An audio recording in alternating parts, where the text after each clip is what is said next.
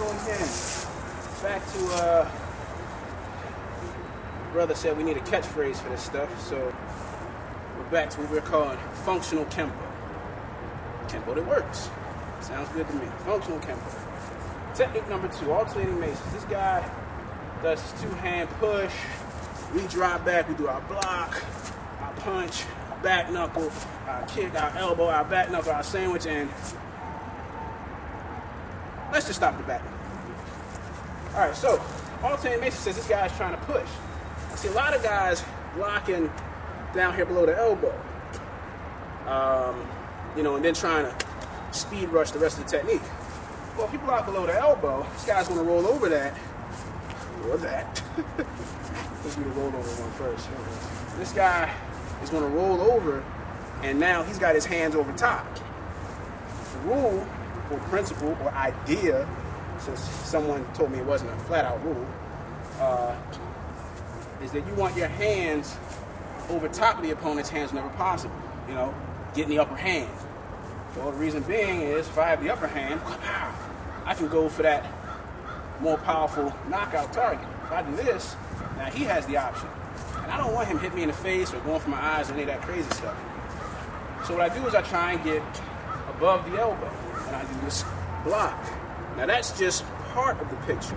The other thing I want to do with this is I want to make his weight shift off. I don't want him to have that driving momentum. So when I step back and I brace on the ball of my foot, I don't even know if this is showing up, but I brace on the ball of my foot, and I pivot, slam my heels down, I drive that block at him. Right now he's in a horse stance, and I'm loaded up and I'm ready to run through him. Now, there's lots of things we could be doing here.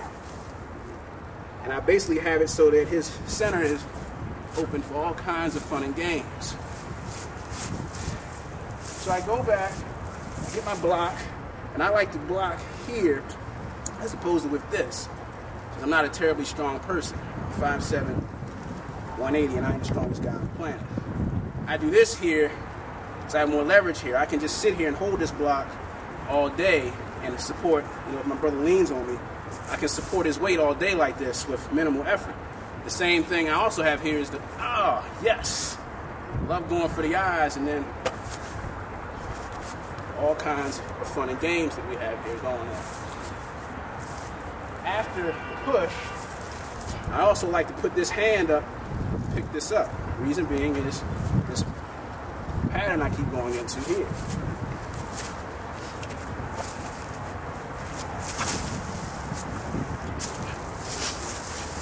So I like to get a hold of this guy's arm.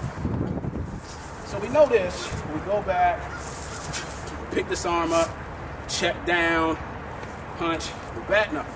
What I see a lot of guys doing is reaching over here and try and trap this arm. Well, that's all well and good, but his arm is under yours. Even if you keep your elbow anchored, he can slip under here and play grab the nuts. Not a fun game. So, I keep this arm.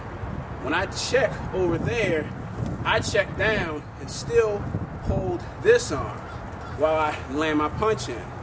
Then we can do all kinds of stuff here. Now if that hand starts coming in, now that his center line is open, we're right back to where we started. Actually, I grab the hair. See, I don't have to worry about that. God graced me so that you can never do hair pull techniques on me. There's 154 techniques in Kenpo, and only 153 of them work on me. Clutching feathers, I ain't got to worry about it. So I deleted that out of my system. You know, Brian Hines and Raphael did too, because they don't like nobody grabbing their hair. That's another story. So this guy's sitting here pushing. We go here, brace into him, trap, punch, back knuckle. You want to be mean about it? This is just to give you the feeling of driving the mass back, breaking the height zone at this line. We have 3 height zones.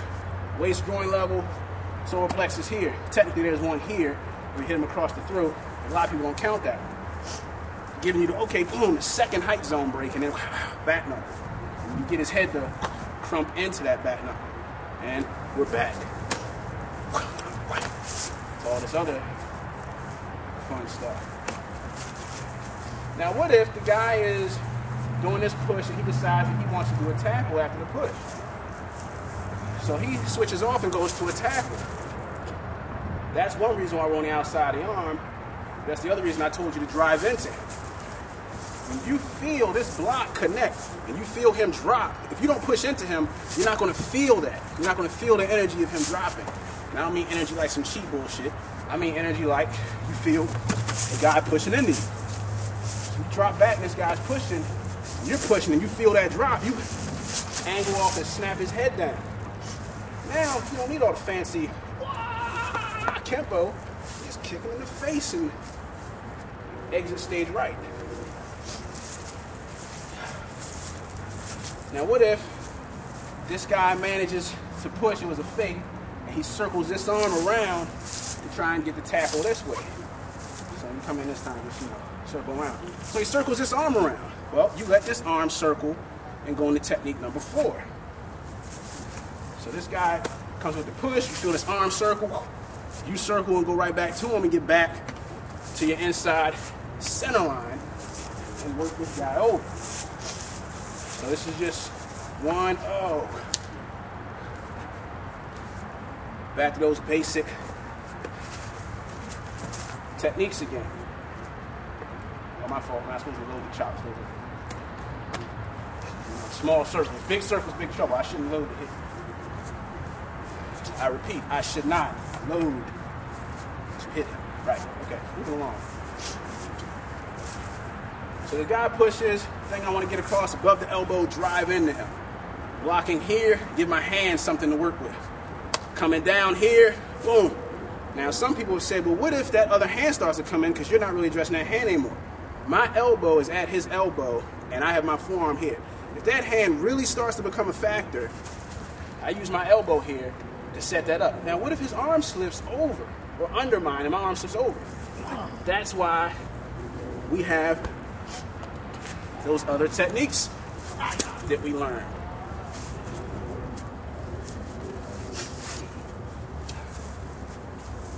So, this is something else that you might want to add to your arsenal if you didn't already have it. Because this gives you a lot of leverage and a free hand to nail this guy with. That little motion there lets you control this arm. So that's a functional alternating maces.